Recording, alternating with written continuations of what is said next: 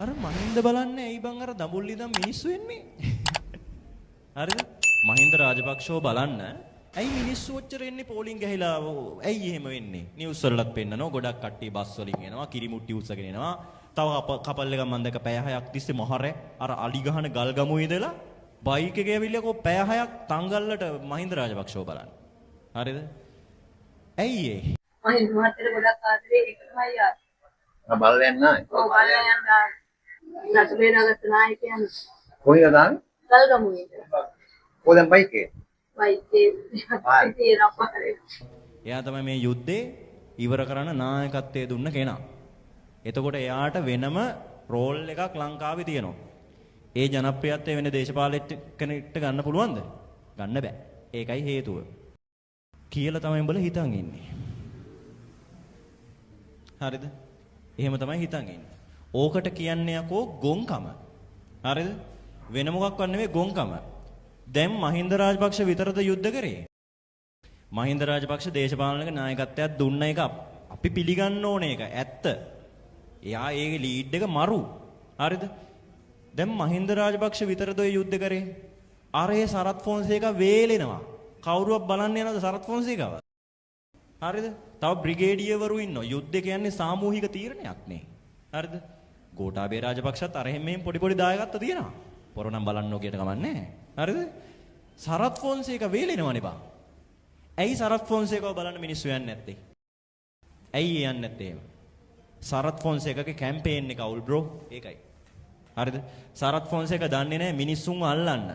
ඒක තේරෙන්නේ නැහැ උඹලට. අල්ලන්න කිව්වම උඹල වෙන එකක් හිතන්නේ. මිනිස්සුන්ව ගන්න තේරෙන්නේ නැහැ සරත් ෆොන්සේකට. තේරුණාද?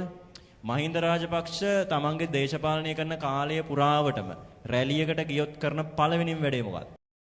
ළඟ ඉන්න ළමෙක් වඩා ගන්න. නේද? ඔළුව අත ගන්න. නේද? අම්මලා තාත්තලා බදා ගන්න. මාරයි නේක. නේද? ඒක මාරයි. අම්බෝ මහින්දවා වදාගත්තා වගේ එකක් නිකන් අමුතු එකක් එනවනේ. නේද? ඒ අම්මලා ඉස්සර පොලිමේ ඉන්නවා ළමයි දෙන්න මේ කියන්නේ මං කියන්නේ. ළමයි වඩා ගන්න දෙන්න. හරිද? ළමයි වඩා ගන්න දෙන්න පොලිමේ ඉන්නවා මහින්ද රාජපක්ෂ. එයා ඒක තමයි යාගේ කැම්පේන් එක. මිනිස්සු අහු වෙනවා ඒකට. සරත් ෆොන්සේක එනකොට ළමයි වඩා ගන්න පිස්සුද බං? ඒක කතා කරන විදිහටවත් කාටවත් සෙට් වෙන්නේ නැහැ. සරත් ෆොන්සේක නිකන් කතා කරන විදිහටවත් අපෝ මූ කතා කරන විදිහ බලන්නකෝ අර. එහෙම සීන් එකේ ඉන්නේ සරත් ෆොන්සේක. සරත් ෆොන්සේක රළුයි දඩ තීරණ ගන්න. සමහර රළු තීරණ ගන්න. එයා කියන එක ඩිරෙක්ට් කියනවා ඉතින්. හරිද? සමහර තැන්වල එයා ඍජු තීරණ ගන්නවා. ඒවා මිනිස්සුන්ට සෙට් නැහැ. ඉතින් එයාගේ කැම්පේන් එක අවුල්. එයාව කවුරුවත් බලන්න යන්නේ නැහැ. එහෙනම් මහින්ද බලන්න යන්නේ මහින්දට දින ආදරේටද ඔය? නෑ පොරගේ කැම්පේන් එක නිසා. තේරුණාද? පොරගේ කැම්පේන් එක මරු next level. මිනිස්සුන් අඳනවා නියමයට. හරිද? ඒ ඇන්දිල්ල නිසාම තාමත් මිනිස්සු යනවා. තාමත් නාකි සීයල හොලලා එනවා. ගිහිල්ලා වැඳලා එනවා. මහින්දට ගාණක්වත් නෑ. මිනිස්සු ගිහිල්ලා වැඳ ගියා කියලා මහින්දට ගාණක් නෑ. මහින්දට දැන් සිහිය නෑ. තේරුණාද? මහින්ද රාජපක්ෂ කියන කැරක්ටර් එකට දැන් සිහිය නෑ. වඳිනකොට දැකලා නැද්ද? සමහර ඌ කියනවා. මෙහෙම දැක්කේ නැද්ද? අර මිනිස්සු ඇවිල්ලා මෙහෙම වඳිනවා. වඳිනකොට තේරෙන්නේ නැහැ. දැන් වයසයි යාට. ඔයාට ඒක තේරෙන්නේ නැත්නම් අවුරුදු 80ක විතර 100 කෙනෙක්. හරිද? පොඩ ලෙඩ වෙලා රෙහෙම ඉන්නකොට නිකන් මං අහන්නේ ඇවිද ගෙදරින් එහාට යනකොටත් බයයිනේ. මොනව වෙයිද කියලා. ඒ தත්ත්වය තමයි දැන් මහින්ද රාජපක්ෂ ඉන්නේ. ඔහොම ඉන්න ඕන මිනිස්සෙක් නෙමෙයි මහින්ද රාජපක්ෂ කියන්නේ. හරිද? ලංකාවේ ලෙජෙන්ඩරි චරිතයක් ඔහොම වෙන්න ඕන කෙනෙක් නෙවෙයි. මම ඔයාලට උදාහරණයක් කියන්නම්. ජේ.ආර්. ජයවර්ධනව දන්නවද? ලංකාවේ ඉතිහාසයේ හිටපු කට්ටම ජනාධිපති. හරිද? පොරක් ඒ කාලේට අනුව පොරක්. ලංකාව දැන් තියෙන තත්ත්වයටත් දායකත්වයක් තියෙනවා යාගේ. හරිද? පොර ජේ.ආර්. ජනාධිපති ධූරෙන් අයින් වුණා. අයින් වුණා කියන්නේ එයාගේ ධූර කාලය ඉවර වුණා. ඉවර වුණාට පස්සේ ජේ.ආර්. කියන කෙනාව ඔයා දන්නවද? දන්නේ. කොහේ ඉන්නවද? මැරිලාද දැන්? දන්නේ. ඇත්තටම මටත් මතක නැහැ මැරුණද කියලාවත්. හරිද? ඒ කියන්නේ මේ දන්නේ ජේ.ආර්.ව හම්බෙන්න එකපාරක් ගිහිල්ලා තියෙනවා සන්නස්ගල සර් දන්නවද?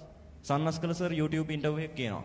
සන්නස්ගල සර් මාර ගේමක් මාර මේ කැපකිරීමක් කරලා හින ගේමක් කරා ජේ.ආර්.ව බලන්න ආසාවට සන්නස්ගල සර් ගිහිල්ලා තියෙනවා සන්නස්ගල මේ කාගේද?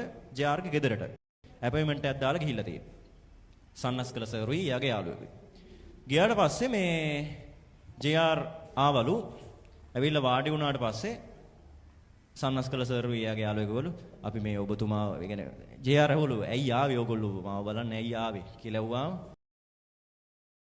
සන්නස්කල සර් කිව්වා අපිට සර්ව බලන්න ගොඩක් උමනාවක් තිබ්බා සර් මේ ලොකු කැරක්ටර් එකක් මේ ලංකාවේ අපිට ඇත්තටම සර් ගැන ලොකු මේ මොකක්ද ඒකට කියන්නේ ගෞරවයක් තියෙන්නේ සර් බලන්න තමයි ආවේ ජේ.ආර් අනිත් පැත්තට ඇහුවලු ඉතින් බැලුවද මේ ඉතින් අරට මොනවද කියන්නේ බා ඉතින් බැලුවා කියන්නද හරිද වෙන මොකුත් හේතුවක් නැහැ බලන්න ඇවිල්ලා තියෙන්නේ හරි තේ එකක් ගෙනෙයි ඒක බීලා යන්න කියලා ගියාලු යා එතනින් එහාට ජේ.ආර් ගැන කතන්දර නැහැ ජේ.ආර් එතනින් එහාට නැහැ එයා ලෙජෙන්ඩරි කෙනෙක් විදිහට මැරලා ගියා හෝ දන්නේ නැහැ හිටියා හෝ මැරුණා අවුලන්නේ නැහැ නේ බා හරිද මහින්ද එහෙම වුණාද දැන් මහින්ද දිගටම නිකන් අර කුණක් වගේ අර හෙට උස්සා යනවා මෙහෙට උස්සා යනවා නෝන්ඩි වෙනවා අර ඒ ගෙදරකින් එළවෙන එකන් හිටියා නාමල්ටද ඒකේ උගේ පුතාටවත් තේරෙන්නේ නැහනේ නේද තාත්තා නෝන්ඩි වෙනවා කියලා දේශපාලනික වශයෙන් මහින්දව එක තැන්වල තියදී යූස් කරනවා තාමත්